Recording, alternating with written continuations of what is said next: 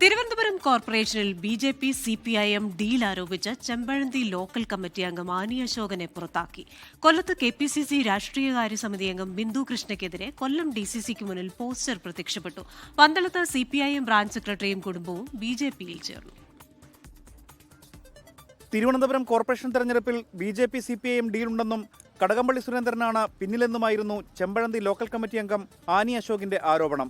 പാർട്ടിയെ പ്രതിരോധത്തിലാക്കിയ പ്രതികരണത്തിന് പിന്നാലെ ആനിയെ CPIMൽ നിന്ന് പുറത്താക്കി. ആരോപണത്തിൽ ഉറച്ചു നിൽക്കുന്നുവെന്ന് ആനി അശോകൻ. CPIMന്റെ ഉടുപ്പിട്ട RSSകാരനും BJPക്കാരനാണ് കടകംപള്ളി സുരേന്ദ്രൻ. സ്വന്തം സ്ഥാനാർത്ഥിയായിട്ട് തന്നെ മത്സരിക്കും. തനിക്ക് കഴക്കൂട്ടത്തെ ജനങ്ങളുമായാണ് ഡീലെന്ന് കടകംപള്ളി സുരേന്ദ്രൻ.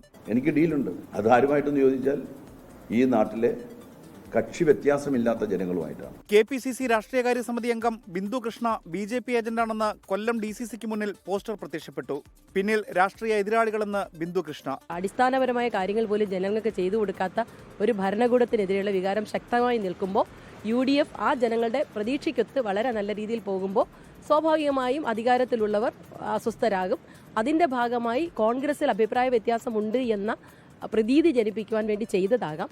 കൊല്ലം എഴുകോണിൽ 2 മുൻ പഞ്ചായത്ത് പ്രസിഡന്റുമാർ രാജിവെച്ചു.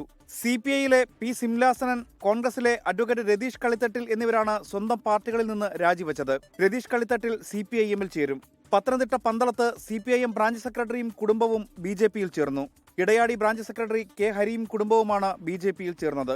Palakkad Thenkurissi panchayat vice president A. സലനയും തെക്കുംപുറം മുൻ ബ്രാഞ്ച് സെക്രട്ടറി V. പത്മനാഭനും CPIM വിട്ട് കോൺഗ്രസിൽ ചേർന്നു.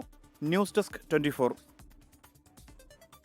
ലോകത്തെവിടെയായാലും ഏത് സമയത്തും 24 വാർത്തകളും ഓഗ്മെന്റഡ് റിയാലിറ്റി പാക്കേജുകളും എക്സ്പ്ലെയിനറുകളും വിശദമായി കാണാൻ ഞങ്ങളുടെ YouTube ചാനൽ നിങ്ങൾക്ക് സബ്സ്ക്രൈബ് ചെയ്യാം.